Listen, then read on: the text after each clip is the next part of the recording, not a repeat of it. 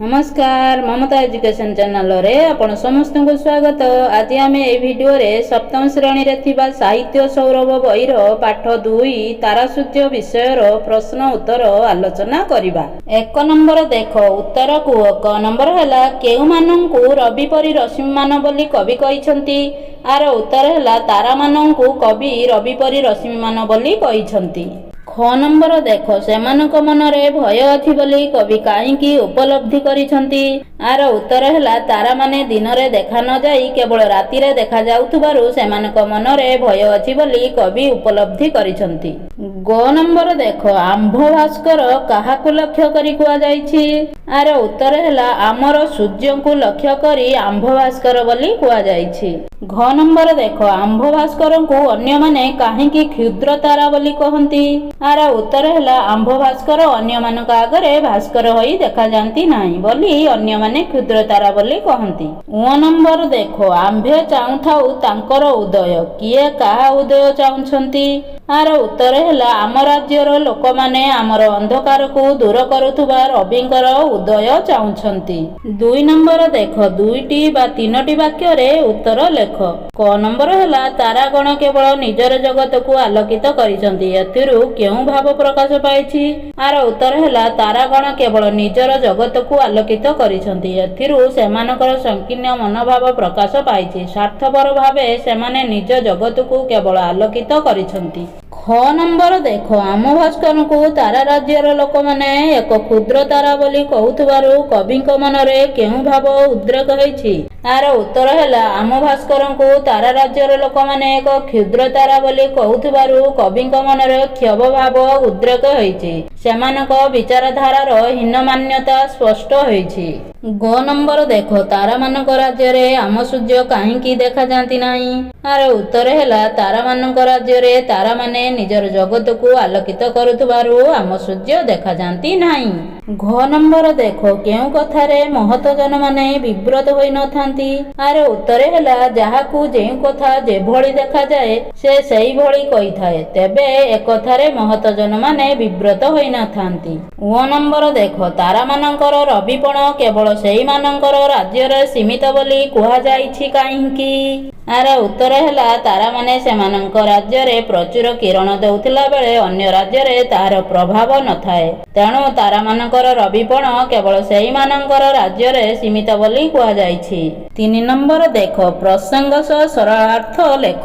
क नंबर हैला जाहाकू जेमंत दिसे तेमंत से भासे। आर उत्तर हैला जाहाकू डट डट भासे। उक्त पद्यांशटी तारा सूर्य शीर्षक कवितारू आनीत। एई प्रसंग रे कवि गंगाधर मेहर कौनसी घटना अनुभव क्षेत्र रे मनुष्यर निजर विचारधारार गुरुत्व विषय वर्णना करिसंती। तारा ओ सूर्य को वर्णना करी कवि एक तुलना आनिछंती।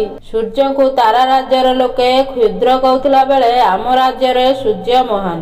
तारा राज्यर लोकंक भावना रे आम राज्यर सूर्यंकर आकलन गुरुत्वहीन कारण जाहाकू जा जेमिति देखा जाए ताहाकू से सेई भଳି वर्णना करिथाए। एथिरे महत मानकर किछि जाय आसे नाही। ख नंबर देख जे जाहार हित करे ननेले ता नाम आंभ देश कहू ताकू निमक हाराम। एहार उत्तर हैला जे डट हाराम। उक्त पद्यांशटी तारा सूर्य शीर्षक कवितारू आनीत। एही प्रसंग रे कवि गंगाधर मेहर हितकारी प्रति कृतज्ञता स्वीकार करिबा आमर परंपरा बोली प्रकाश करिसंती। कवि तारा ओ सूर्यक मध्य रे एक तुलनामूलक भाव प्रकाश करी सूर्यଙ୍କୁ महान बोली वर्णना करिसंती। आम देश रे सूर्य अंधकार विनाश करुथबारु आमे तांकर उदय चाहू। तारा जेते बड़ हेले मध्य अंधकार नाश पाई तार प्रभाव नथिबारु आमर किछि लाभ नाही।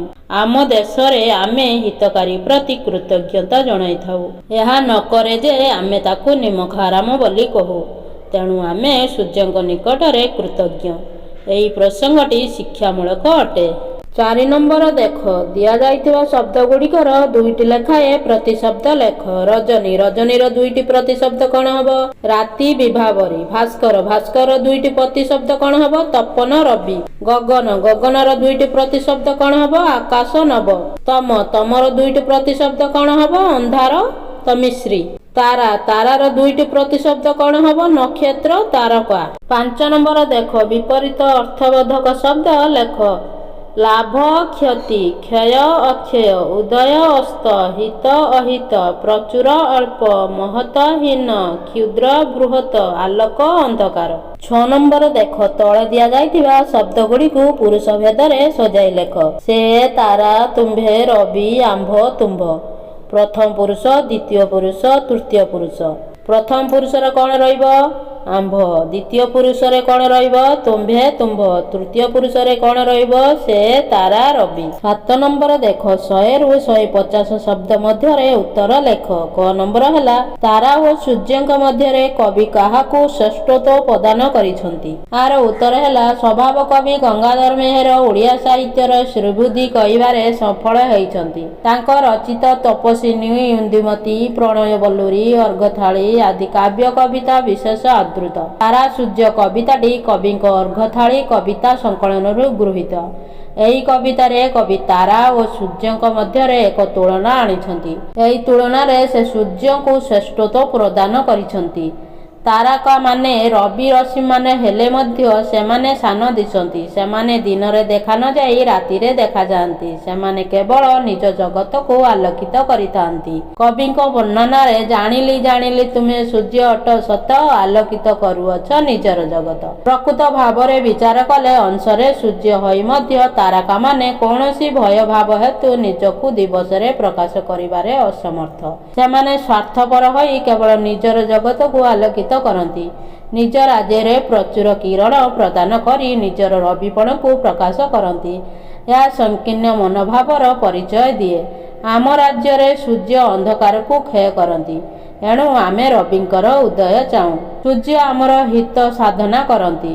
ଆମେ ସୂର୍ଯ୍ୟଙ୍କ ନିକଟରେ ଆମର କୃତଜ୍ଞତା ଜ୍ଞାପନ କରୁ। ତାରା ଯେତେ ବଡ଼ ହେଲେ ମଧ୍ୟ ଆମର କିଛି ଲାଭ ନାହିଁ। ସେ ଆମର ଅନ୍ଧକାରକୁ ଦୂର କରିପାରେ ନାହିଁ। ତେଣୁ ତାରା ଓ ସୂର୍ଯ୍ୟଙ୍କ ମଧ୍ୟରେ କବି ସୂର୍ଯ୍ୟଙ୍କୁ ଶ୍ରେଷ୍ଠତ୍ୱ ପ୍ରଦାନ କରିଛନ୍ତି। ଖ ନମ୍ବର ଦେଖ, କବି ନିଜର ଅଭିମାନକୁ କିପରି ପ୍ରକାଶ କରିଛନ୍ତି? ଏହାର ଉତ୍ତର ହେଲା, ସ୍ୱଭାବ କବି ଗଙ୍ଗାଧର ମେହେର ଥିଲେ ଓଡ଼ିଆ କାବ୍ୟ ଓ କବିତା ରଚନାର ଆଧୁନିକ ଯୁଗର ବେଶ ପ୍ରତିଷ୍ଠିତ।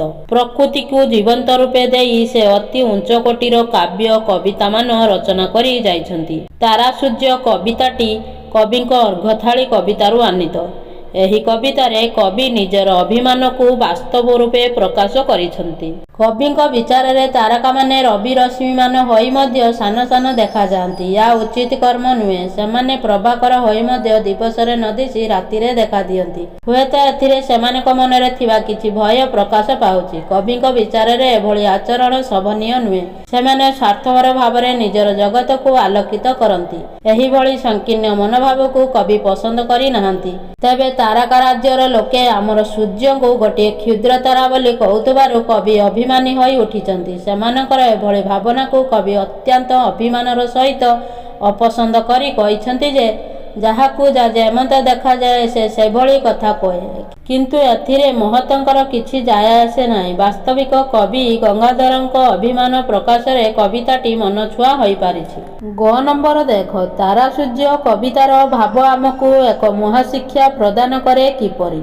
ଏହାର ଉତ୍ତର ହେଲା, ଓଡ଼ିଆ ସାହିତ୍ୟର ଆଧୁନିକ ଯୁଗରେ ସ୍ୱଭାବ କବି ଗଙ୍ଗାଧର ମେହେର ଥିଲେ ଜଣେ ମହତ ସ୍ରଷ୍ଟା। ତାଙ୍କ କାବ୍ୟ କବିତା ଗୁଡ଼ିକ ନୀତିଶିକ୍ଷାମୂଳକ ଓ ପ୍ରଶଂସନୀୟ। ପ୍ରକୃତିକୁ ଜୀବନ୍ତ ଭାବରେ ବର୍ଣ୍ଣନା କରିବା ସହିତ ସେ ନିଜର ଉଚ୍ଚ ଭାବନାକୁ ପ୍ରକାଶ କରିଛନ୍ତି। ତାରା ସୂର୍ଯ୍ୟ କବିତାର ଭାବ ଆମକୁ ଏକ ମହାଶିକ୍ଷା ପ୍ରଦାନ କରେ। କବି ବର୍ଣ୍ଣନାରେ ରବି ପରି ରଶ୍ମିମାନ ହୋଇ ମଧ୍ୟ ତାରକାମାନେ ସାନ ସାନ ଦେଖାଯାଆନ୍ତି। ଦିବସରେ ନ ଦିଶି ରାତିରେ ଦେଖାଯାଆନ୍ତି। ଏହିଭଳି କାର୍ଯ୍ୟ ମୂଳରେ କିଛି ଭୟଭାବ ରହିଛି। ଏହି ଭୟଭାବ ତାରାମାନଙ୍କୁ ସାନ କରିଛି। ଏହି ବର୍ଣ୍ଣନାରୁ ଏକ ମହାଶିକ୍ଷା ମିଳେ ଯେ, ମଣିଷ ଭୟାଳୁ ହେଲେ ଅନ୍ୟମାନଙ୍କ ନିକଟରେ ସାନ ହୋଇଥାଏ। ସୂର୍ଯ୍ୟଙ୍କୁ ତାରା ରାଜ୍ୟର ଲୋକେ କ୍ଷୁଦ୍ର ବୋଲି କହୁଥିଲେ ମଧ୍ୟ ସେଥିରେ ସୂର୍ଯ୍ୟଙ୍କର ମହତ ହାନି ହୁଏ ନାହିଁ। କାରଣ ଯାହାକୁ ଯାହା ଯେମିତି ଦିଶେ ତାହାକୁ ସେ ସେଭଳି ପ୍ରକାଶ କରେ। ଏଥିରେ ମହତ ଲୋକମାନଙ୍କର କିଛି ଯାଏ ଆସେ ନାହିଁ।